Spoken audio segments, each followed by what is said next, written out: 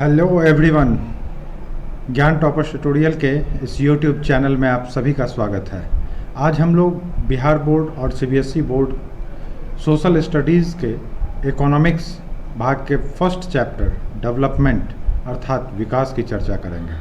आप सभी लोग बिहार से लेकर दिल्ली तक, स्टेट बोर्ड से लेकर सेंट्रल बोर्ड तक विकास के बारे में काफ़ी सुन रहे होंगे। यह कोई आदमी का नाम नहीं है, यह किसी बच्चे का नाम नहीं है, यह अर्थव्यवस्था से संबंधित, यह हमारे डेवलपमेंट से संबंधित, हमारे कार्यों से संबंधित, हमारे डे टू डे रूटीन से संबंधित यह विकास है। तो क्या है development? What development promises different people different गोल। यह सबसे पहले डेवलपमेंट है क्या, किस रूप में डेवलपमेंट को, तो डिफरेंट पीपल हमने जो यहाँ पर बताने का प्रयास किया है। किसी भी देश में, राज्य में रहने वाले लोग, अलग अलग लोगों की अलग अलग गोल होती है।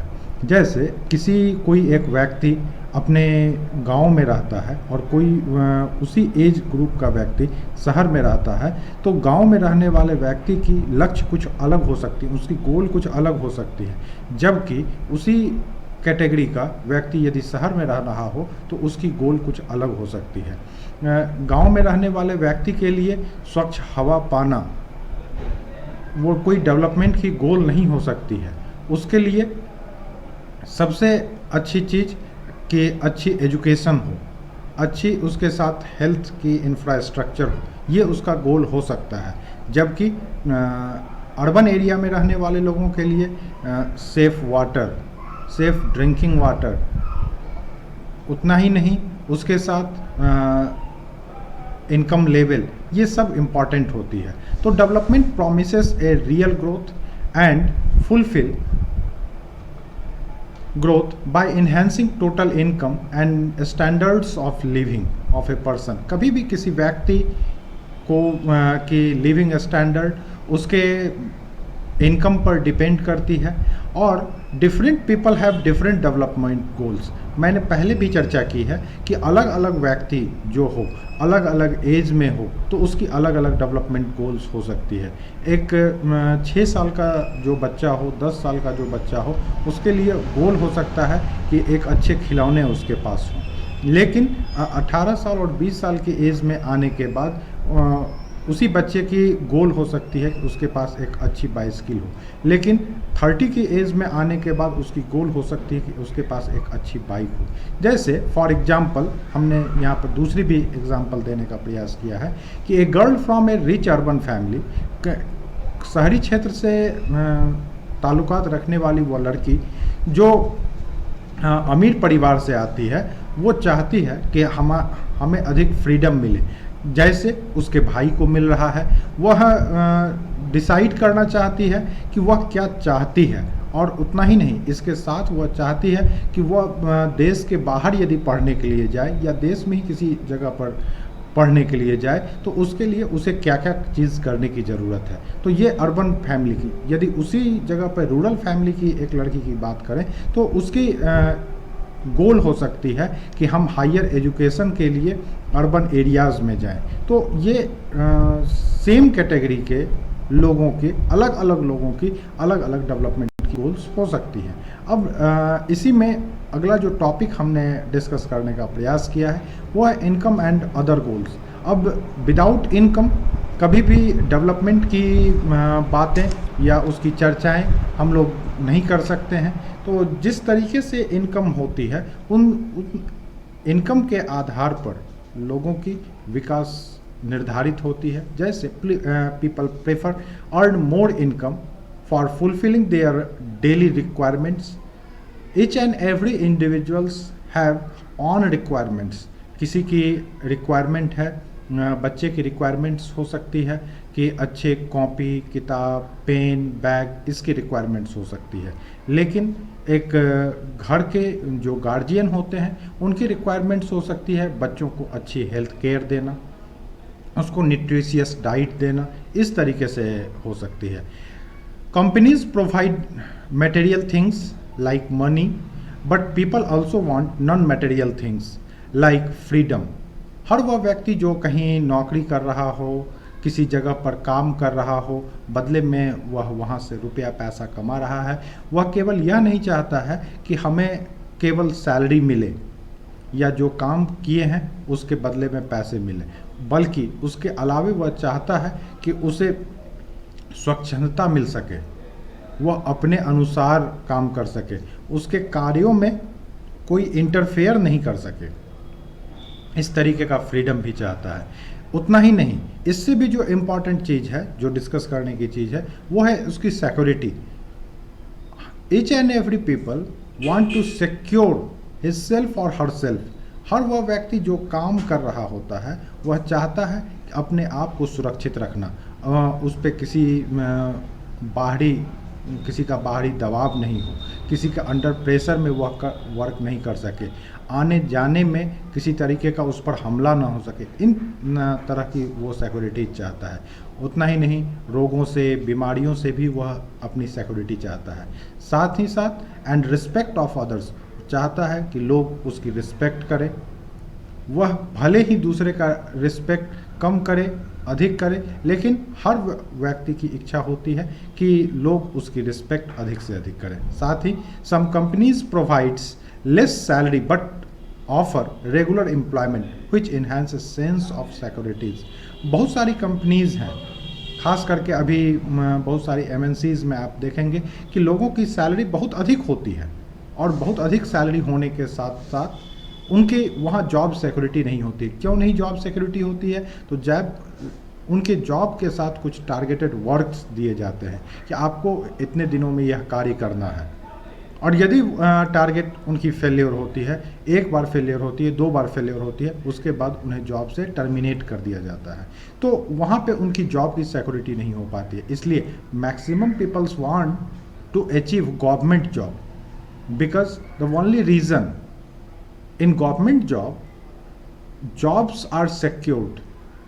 वहाँ गवर्नमेंट जॉब में थोड़ा कम काम करें, अधिक काम करें, ये बहुत अधिक मैटर नहीं करती है, लेकिन एज ऑफ 60s तक उसकी जॉब सिक्योर्ड होती है। इसलिए मैक्सिमम लोग कितने भी पढ़े लिखे हों, कम सैलरी होने के बाद भी गवर्नमेंट जॉब को अधिक प्रेफर करते हैं, क्योंकि वहाँ सेंस ऑफ सिक्योरिटीज़ सबसे अधिक होती है।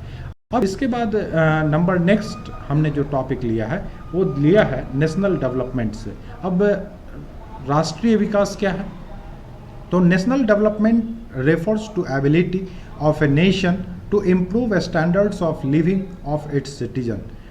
हर वह देश में रहने वाला व्यक्ति जो उस देश में रह रहा है उसकी अपनी लिविंग के स्टैंडर्ड्स होती हैं। जैसे अमेरिका में रहने वाला व्यक्ति के लिए 4 व्हीलर एक नॉर्मल सी चीज़ है, लेकिन इंडिया में रहने वाले लोगों के लिए 4 व्हीलर आज भी एक स्टेटस सिंबल है।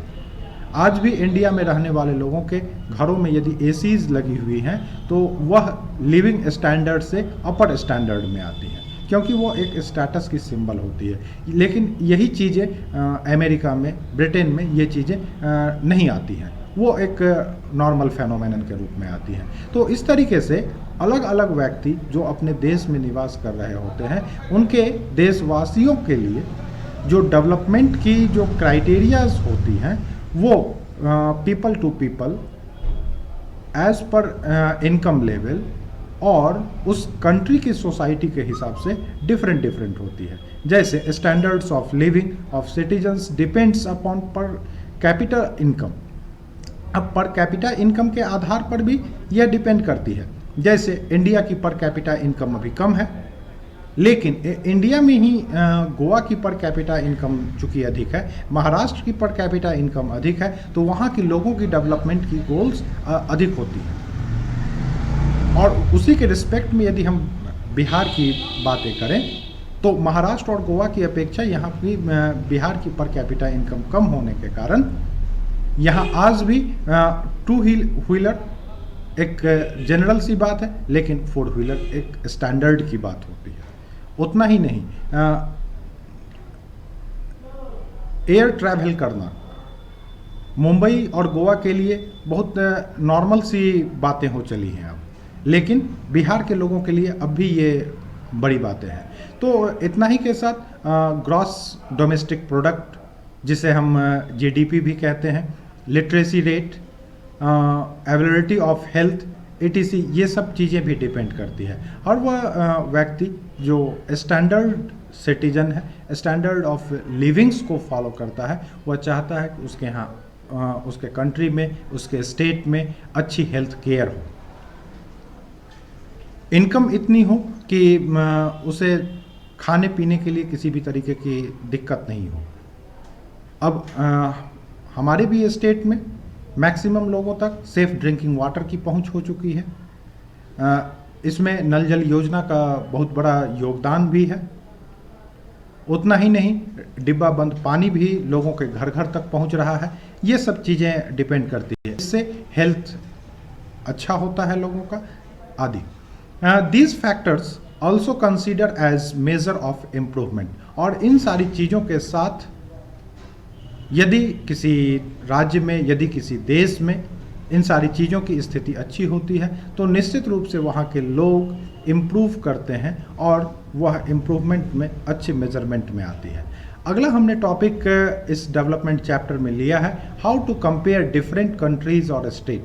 कैसे अलग अलग देशों को और अलग अलग राज्यों को किस तरीके से हम कंपेयर कर सकते हैं, एक दूसरे से तुलना कर सकते हैं। तो तुलना करने के बहुत सारे तरीके हो सकते हैं। दो बच्चा जब आपस में तुलना करता है तो वह इनकम के लेवल पे तुलना नहीं करता है, वह एक दूसरे से on the basis of education, on the basis of competition, on the basis of age, on the basis of height, ये कंपेयर करता है। जबकि दो कंट्रीज़ की जब कंपैरिजन की जाती है, जब दो स्टेट की कंपैरिजन की जाती है, तो हम अब आगे की चीज़ों में देखेंगे कि किस रूप में कंपेयर करते हैं। तो हमने यहाँ पे पॉइंट के रूप में दिया है कि we can compare different countries और state on the basis of per capita income.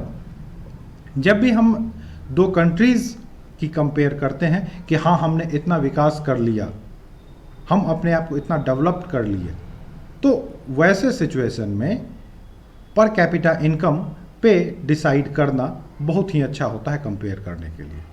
अब बिहार की ही एग्जांपल ली जाए। बिहार पिछले काफ़ी समय से बहुत अच्छा डेवलपमेंट कर रहा था, यहाँ के स्टेट गवर्नमेंट के द्वारा ऐसा बताया जा रहा था। लेकिन जैसे ही सेंट्रल गवर्नमेंट से रिपोर्ट आई तो वो पता चला कि बिहार सबसे निचले पायदान पर है, और ये नीति आयोग की रिपोर्ट थी।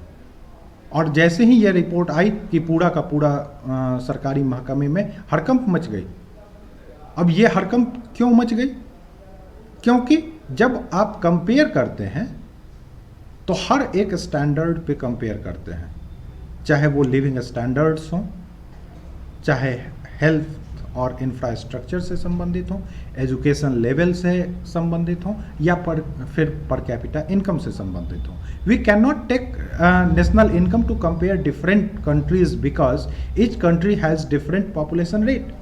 और कभी भी हम नेशनल इनकम को कंपेयर नहीं कर सकते हैं किसी डिफरेंट कंट्रीज़ के और डिफरेंट पॉपुलेशन के आधार पर जो उसकी रेट हो। क्यों?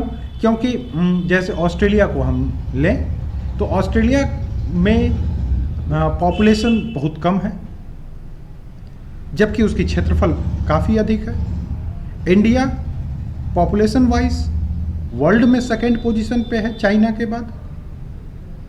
और यहाँ कि जब हम लोग पर कैपिटा इनकम लेंगे ऑस्ट्रेलिया के रिस्पेक्ट में तो वो काफ़ी डिफरेंट होगा और दोनों में बहुत डिफरेंस भी होगा। नंबर थर्ड हमने पॉइंट यहाँ पे लिया है कि per capita income is calculated by dividing total income of a country to total population of that particular countries. इतने के साथ यदि हम पर कैपिटा इनकम को कैलकुलेट करना चाहें किसी कंट्री में तो प्रत्येक व्यक्ति की टोटल इनकम को डिवाइड कर दें उस कंट्री की जो टोटल पॉपुलेशन है उससे। अब ये कैलकुलेशन किस रूप में होगा? हर एक एक व्यक्ति का यह पता लगा पाना कि कितना इनकम है, हर एक को काउंट करना कि टोटल पॉपुलेशन इतनी है, जब तक वो कैलकुलेट किया जाएगा पॉपुलेशन और भी अधिक बढ़ चुकी होगी। तो इसके लिए रैंडम सैम्पलिंग का यूज़ किया जाता है। अब ये रैंडम सैम्पलिंग क्या है? तो इस रैंडम सैम्पलिंग में रैंडमली एरिया वाइज पीपल को कैलकुलेट किया जाता है जो डिफरेंट एरियाज में कहीं ना कहीं वर्क कर रहे हैं या उनकी लेवल है। उसमें उनकी इनकम, वो टीचर के रूप में भी वर्क कर सकते हैं, वो बिजनेस एम्प्लॉयर के रूप में भी वर्क कर सकते हैं, किसी गवर्नमेंट सेक्टर में भी कर सकते हैं, एक लेबर क्लास पीपल भी हो सकता है। तो हर लोगों को, इसलिए मैंने कहा कि रैंडमली उसमें कैलकुलेट करके सैंपल में रखा जाता है और उनकी इनकम को कैलकुलेट करके और टोटल नंबर ऑफ पर्सन से डिवाइड किया जाता है। ये 1000 पीपल पे जब निकाली जाती है तो एक्चुअली जो कैलकुलेशन निकलती है लगभग उतनी ही वो कंट्रीज की मान ली जाती है। इतना के साथ पर capita income of the country shows the standards of living of the citizens of that particular company. अब जो ये पर कैपिटा इनकम है किसी कंट्री की, वही एक्चुअली शो करती है कि स्टैंडर्ड्स ऑफ लिविंग क्या है किसी भी सिटीजन का, और उसी से पता चलता है कि उस देश में उस व्यक्ति का कितना ख्याल रखा जा सकता है या वह व्यक्ति अपने लिविंग स्टैंडर्ड पे कितना खर्च कर सकता है। मैं ऑलवेज कहा करता हूं, exception is not an example. यदि किसी कंट्री में 1, 2, 3, 4 अंबानी, अडानी या फिर मित्तल के तरीके से हो जाए तो उनके वो एक्सेप्शन के कैटेगरी में आते हैं और वो एग्जाम्पल नहीं हो सकते हैं। तो एग्जाम्पल्स कौन होंगे? Middle class, lower middle class और अपर क्लास। जब तीनों पीपल को लेकर उनकी इनकम लेवल को देखकर और टोटल जितने पीपल हैं उनसे डिवाइड करके जो इनकम निकलेगी, उस आधार पर यह कैलकुलेट करके बताया जा सकता है कि एक्चुअली उस कंट्री में उस पीपल की लिविंग स्टैंडर्ड्स क्या होंगी। A country with higher per capita income is more developed than others with less per capita income. किसी भी कंट्री में जो पर कैपिटा इनकम होती है वह more developed than other with less per capita income, और वह उसके लेस पर कैपिटा इनकम कहने का अर्थ यह कि वहाँ के लोगों की जो टोटल इनकम है उससे वो कम ही होती है, क्योंकि वहाँ के लोगों की जो इनकम है उसी पर वो टैक्स देते हैं और टैक्स से जो प्राप्त होता है उसी से गवर्नमेंट नेक्स्ट डेवलपमेंट की वर्क करती है। तो इस आधार पर भी हम इसे देख सकते हैं। नेक्स्ट हमने टॉपिक यहाँ पर दिया है कि इनकम एंड अदर क्राइटेरिया। अब इनकम एंड अदर क्राइटेरिया क्या क्या हो सकती हैं? तो for achieving development goals of people not only want better income, they also want non-material things like freedom, security and respect of others। Income तो जो हैं, जो लोग जैसा भी काम कर रहे हैं, कोई ऑफिसर ग्रेड में, कोई प्यून में, कोई क्लर्क में, कोई क्लास 1, कोई क्लास 2, जिस भी रूप में वो वर्क कर रहे हैं उनकी उस हिसाब से इनकम है। यदि किसी व्यक्ति की 2 लाख इनकम हो लेकिन उस ऑफिस तक आने और जाने की ट्रांसपोर्टेशन सिस्टम अधिक नहीं हो और दूसरे कंपनी में उसे 1,50,000 ही मिले और वहाँ का ट्रांसपोर्टेशन सिस्टम अच्छा हो, एनवायरनमेंट अच्छा हो, तो वह व्यक्ति प्रेफर करना चाहेगा 1,50,000 सैलरी को, जबकि 50,000 सैलरी उसे अधिक मिल रही है। फिर भी सिक्योरिटी वाइज वो वहाँ ज़्यादा ज्वाइन करना पसंद करेगा। इतना ही नहीं, हर वह व्यक्ति जो काम कर रहा होता है वह चाहता है कि उसे काम करने में फ्रीडम मिले ताकि वो अपना 100% उस जॉब के लिए दे सके, उस कंपनी के लिए दे सके, और साथ ही साथ लोगों के द्वारा रिस्पेक्ट भी प्राप्त होना चाहिए। यदि वो अच्छा टारगेट अचीव करता है, कि किसी नई चीज़ों को खोज कर निकालता है, न्यू इन्वेंशन करता है, तो ऐसी चीज़ों में वह उम्मीद करता है कि गवर्नमेंट के थ्रू, कंपनीज के थ्रू एंड कलीग्स के थ्रू भी उसे एप्रिसिएशन मिले। इतना ही नहीं, for development of a nation average income और पर कैपिटा इनकम इज़ नीडेड। और इतना के साथ साथ जो विकास है किसी राष्ट्र का, वो एवरेज इनकम और पर कैपिटा इनकम दोनों इसमें ज़रूरी होती है। जैसे हमने एक टेबल उदाहरण के लिए लिया है। यह 2011-12 का टेबल है। इस टेबल में हमने 3 स्टेट को कंपेयर किया है, महाराष्ट्र, केरला और बिहार। तो महाराष्ट्र, केरला और बिहार में आप महाराष्ट्र में देख रहे हैं पर कैपिटा इनकम 2011-12 में 1,01,314 रुपीज़ है। मैंने आपको पीछे भी बताया है, उसके पीछे वहाँ का टूरिज़्म भी इम्पॉर्टेंट हो सकता है, बॉलीवुड की सारी चीज़ें, एक्टिविटीज़ वहीं होती हैं, अच्छी इंडस्ट्रीज़ वहीं लगी हुई हैं। तो इस तरीके से वहाँ का पर कैपिटा इनकम अधिक है, जबकि केरला 83,725 और बिहार इन तीनों स्टेट में सबसे नीचे ओनली 23,435। और इसमें भी यदि रूरल और अर्बन एरियाज़ वाइज यदि डिफरेंस निकाला जाए तो रूरल एरियाज़ अर्बन एरियाज़ की अपेक्षा बहुत अधिक पीछे नज़र आएंगे। और इसी कारण से आप देखेंगे कि रूरल एरियाज़ में डेवलपमेंट की उतनी अधिक वर्क नहीं होती है। Development of a nation is also dependent upon literacy rate. अब हम लोग यहाँ से यह जानने का प्रयास करें कि कहीं किसी भी राष्ट्र का, किसी भी राज्य का जो डेवलपमेंट है वो उसके लिटरेसी रेट पे भी डिपेंड करता है। लोग जितने पढ़े लिखे होंगे, उनकी एजुकेशन की लेवल जितनी अच्छी होगी, तो वहाँ की डेवलपमेंट, वहाँ का टोटल इनकम, वहाँ की लिटरेसी रेट पे डिपेंड करेगी। फॉर एग्जांपल हमने फिर यहाँ पर 3 स्टेट को लिया है, महाराष्ट्र, केरला और बिहार। अब महाराष्ट्र, केरला और बिहार में देखिए इन्फेंट मोर्टेलिटी रेट पर 1000, 1 साल से छोटे बच्चे जो जन्म लेने के बाद एक्सपायर करते हैं, महाराष्ट्र में 25, जबकि वहाँ की लिटरेसी रेट 83%, केरला में ओनली 12 पर 1000 बर्थ, जबकि वहाँ की लिटरेसी रेट 94, और बिहार की 44, जबकि लिटरेसी रेट 64। ये 2011 के पॉपुलेशन वाइज कैलकुलेशन के आधार पर ये मैं बता रहा हूँ।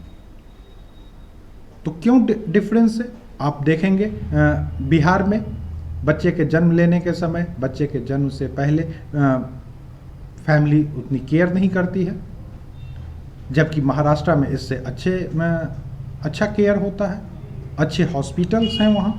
और केरला में चूँकि 94% लिटरेसी रेट है, तो वहाँ इस पर सबसे अधिक केयर किया जाता है।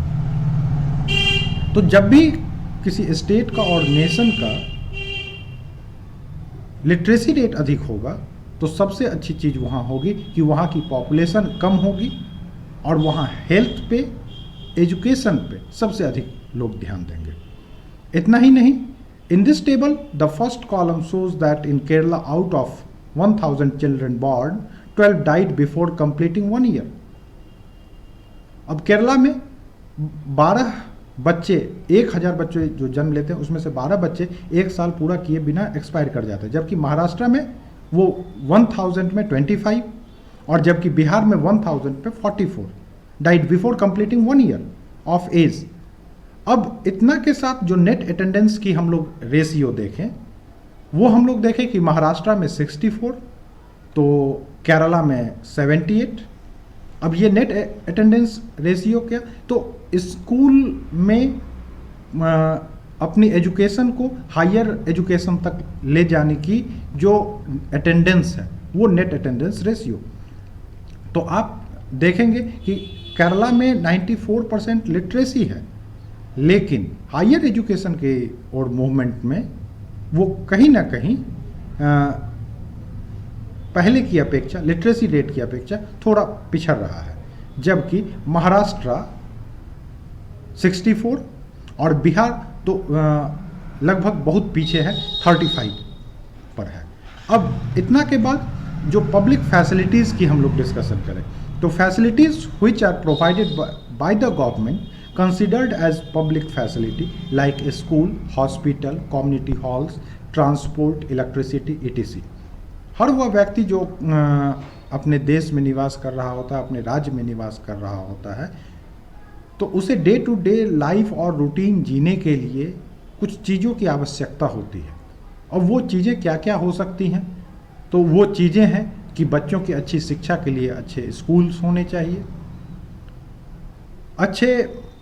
अच्छी स्वास्थ्य व्यवस्था के लिए अच्छे हॉस्पिटल्स होने चाहिए, वहाँ क्वालिफाइड डॉक्टर्स होने चाहिए, कम्युनिटी हॉल्स होनी चाहिए जहाँ बर्थडे की सेलिब्रेशन हो किया जा सके, मैरिज की सेलिब्रेशन की जा सके, या इस तरह की और भी यदि कोई फेस्टिवल आती है उसकी सेलिब्रेशन के लिए कम्युनिटी हॉल्स होनी चाहिए। इन सारी चीज़ों में जो सबसे इम्पॉर्टेंट है वो ट्रांसपोर्टेशन सिस्टम बहुत परफेक्ट होनी चाहिए, कम्युनिकेशन सिस्टम बहुत परफेक्ट होनी चाहिए। यदि ये चीज़ें नहीं होंगी तो अन्य चीज़ों की कोई मतलब नहीं रह जाती है।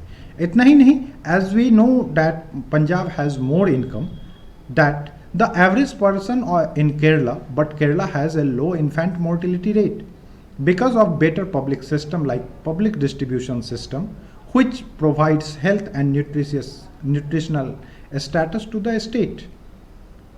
PDS की जिसकी हम लोग बराबर चर्चा करते हैं और अभी बिहार में इसके स्ट्रक्चर को चेंज भी किया गया है, ये पब्लिक डिस्ट्रीब्यूशन सिस्टम है जहाँ से लोगों को सब्सिडाइज्ड रेट पे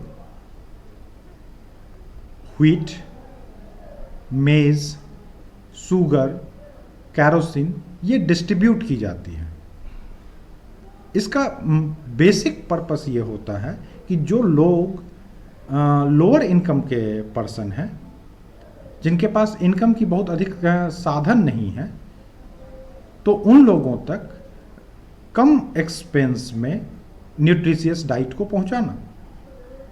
और इससे हमने यह देखा भी है और रिपोर्ट में भी आया है कि लोगों का हेल्थ स्टेटस बहुत ही अच्छा हुआ है।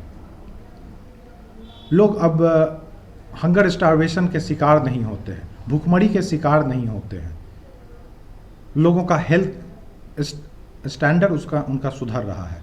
We need public facilities because we are not able to purchase all things by money. We cannot able to buy a pollution free environment with the help of money. हर वह व्यक्ति वह कितना भी income कर ले, लेकिन वह पॉल्यूशन फ्री इन्वायरमेंट को परचेज नहीं कर सकता है। वह कभी भी यह नहीं सोच सकता है कि हम अकेले सारा काम, बहुत अधिक पैसा हो जाएगा तो अकेले हम सारा काम कर लेंगे। उसे हर एक दूसरे व्यक्ति की ज़रूरत होनी ही होनी है। जैसे वो बहुत अधिक इनकम कर लेगा तो अपने बच्चे को खुद नहीं पढ़ा सकता। अपने बच्चे को यदि खुद पढ़ा लेता है तो वो कल्टीवेशन खुद से नहीं कर सकता है। कल्टीवेशन यदि खुद से कर लेता है तो हो सकता है कि हेल्थ फैसिलिटीज वो खुद से नहीं दे सकता है। और यदि वो भी चीज़ दे देता है तो उसके पास कम्युनिटी हॉल नहीं होंगे, उसके पास स्पोर्ट्स की सिस्टम्स नहीं होंगी। तो केवल पैसे से सब कुछ खरीदा जा सकता है, लेकिन अच्छे इन्वायरमेंट को कभी नहीं खरीदा जा सकता है। जब रात होगी तो उस समय बहुत अधिक पैसा हो जाएगा तो आप सनराइज नहीं कर सकते हैं। तो इन चीज़ों को भी समझना यहाँ पर आवश्यक है। इसके बाद sustainability of development. Sustainability of development refers to development of human with at the same time sustaining the ability of natural system. जितनी भी आपकी नेचुरल सिस्टम्स हैं, चाहे वो सन की लाइट हो या वाटर हो या एयर हो, उनको सस्टेन करने के लिए लोग कहीं ना कहीं उस पर डिपेंडेंट हैं। तो वो सही रूप से लोगों तक रहे और उतना ही नहीं अगले जनरेशन तक ट्रांसफ़र हो, तो इसके लिए उसके साफ सफाई के साथ साथ रख रखाव की भी आवश्यकता होती है। It is helpful to fulfill the needs of the human being without harming the ability of the future generation. और यदि जैसे धीरे धीरे करके आप देख रहे होंगे कि वाटर की लेवल नीचे जा रही है, रेन नहीं होती है। क्योंकि हमने वृक्षों को अंधाधुंध हमने कटाई की है। फॉसिल फ्यूल्स हम यूज़ कर रहे थे, उसकी भी मात्रा धीरे धीरे कम हो रही है। तो हम अपने नेक्स्ट फ्यूचर को, नेक्स्ट जनरेशन को क्या दिखाएंगे? और या फिर वो डिपेंडेंट होंगे तो फिर किस पर डिपेंडेंट होंगे? क्योंकि हमने तो ऐसा कोई स्ट्रक्चर बना के दिया नहीं। हाँ, थोड़ी बहुत हमें कामयाबी मिली है कि हम सोलर प्लांट पे निर्भर हुए हैं। जट्रोफा की कल्टीवेशन करके हमने वहाँ पर बायोडीजल पे आत्मनिर्भर होने की दिशा में हम धीरे धीरे कदम बढ़ा रहे हैं। For sustainability development we have to use non renewable resources like carbon based originally designed fuel to the quantity how much we needed. कोयले पर आधारित जितनी भी संयंत्र हैं, चाहे वो इलेक्ट्रिसिटी की हो, अब तो रेलवे में इंजन कोयला पे डिपेंडेंट होकर चलती भी नहीं है, या और भी किसी जगह पे हो, तो धीरे धीरे कोयले की मात्रा समाप्त होने जा रही है। तो हमारे अगले जो जनरेशन आएंगे तो वो कोयले को तो म्यूजियम में ही देखेंगे। तो हमें किसी भी चीज़ का एक्सेस यूज नहीं करना है, एक्सेस यूज पर ध्यान नहीं देना है, हमें उसके मिनिमाइजेशन पे ध्यान देना है, हमें सेल्फ डिपेंडेंसी पे ध्यान देनी है, और ख़ास करके वैसे चीज़ों पर सबसे अधिक ध्यान देना है जो नेचुरल रिसोर्सेस हैं, जिनकी लिमिटेड है, जो लिमिटेड एक समय के बाद समाप्त होने वाली चीज़ें हैं, जिसके कारण हमारे नेक्स्ट जनरेशन्स उसको ना तो कभी देख पाएंगे ना कभी यूज़ कर पाएंगे। तो उस पर सबसे अधिक ध्यान देने की आवश्यकता है। Some renewable resources like ground water will take long time for replenish, so we should use that resources in finite quantity। जितनी हम लोग चापाकल को यूज कर रहे हैं, समरसेबल को यूज़ कर रहे हैं, बोरवेल को यूज़ कर रहे हैं, चाहे वो खेतों में पानी पटाना हो, एनिमल्स को बात करवानी हो, खुद की बात करनी हो, या रोड की साफ़ सफाई करवानी हो, घर की साफ़ सफाई, मोटर व्हीकल की साफ़ सफाई करवानी हो, हमें यह ध्यान देने की आवश्यकता है। Rain water harvesting new techniques हैं। आपके जितनी भी वर्षा की पानी होती है, उन सारे जलों को एक पाइप के थ्रू ग्राउंड वाटर तक पहुंचाया जाए, उसको रिजर्व करके रखा जाए, न कि उसका बेतरतीब उपयोग किया जाए कि रोड पर वो बहा जा रहा है। इससे होगा क्या, तो ग्राउंड वाटर जो है वो रिचार्ज हो पाएगी, और ग्राउंड वाटर रिचार्ज होने के बाद हम उस पर अधिक से अधिक डिपेंडेंट हो पाएंगे। हमारी उतनी ही नहीं, इतना के साथ वो रिचार्ज रहने से वाटर लेवल कभी कम भी नहीं होगी, सब दिन वाटर मिलते रहेगी। नेक्स्ट है इन्फेंट मॉर्टेलिटी रेशियो। ये क्या होती है, तो infant mortality ratio indicates the number of children who dies before the age of 1 year. 1 साल से कम उम्र के जो बच्चे जन्म लेने के बाद एक्सपायर करते हैं, उनकी डेथ किसी कारण से होती है, वो इन्फेंट मॉर्टेलिटी रेशियो है। एक समय तक इंडिया में इन्फेंट मॉर्टेलिटी रेशियो बहुत अधिक थी, क्योंकि मैक्सिमम लोग घर पर ही बर्थ करवाना उचित समझते थे, जबकि अब अच्छे हॉस्पिटल्स हैं, लोग वहाँ जाते हैं, वहाँ फ्री ऑफ कॉस्ट डॉक्टरों की सेवाएं मिलती हैं उनको। तो as per proportion of 1000 life children born in that particular year, 1 साल में प्रत्येक 1000 बच्चे पे कितने बच्चे डेथ कर रहे हैं, ये इन्फेंट मॉर्टेलिटी रेशियो के रूप में हम लोग काउंट करते हैं। इतना के बाद लिटरेसी रेट क्या है, व्हाट इज लिटरेसी रेट, तो literacy rate measures the proportion of literate population, कितने पर्सन साक्षर हैं in the 7 and above age group. 7 साल और उससे ऊपर के, 7 साल और उससे ऊपर एज ग्रुप के कितने लोग साक्षर हैं, जो अपना नाम खुद से लिख सकते हैं, पूछने पर पता बता सकते हैं, लिख पढ़ सकते हैं, सिग्नेचर कर सकते हैं। तो इसकी कैलकुलेशन ही लिटरेसी रेट कहलाती है। और last net attendance ratio, what is net attendance ratio, तो net attendance ratio refers it is the total number of children of age group 14 and 15 years who attending school as a percentage of total number of children in the same age group। 14 और 15 साल age group के जितने बच्चे school जा रहे हैं वो net attendance ratio के अंतर्गत आती है। तो ये थी कुछ आपके डेवलपमेंट चैप्टर से संबंधित समरी। उम्मीद है कि आपको यह चैप्टर अच्छा लगा होगा।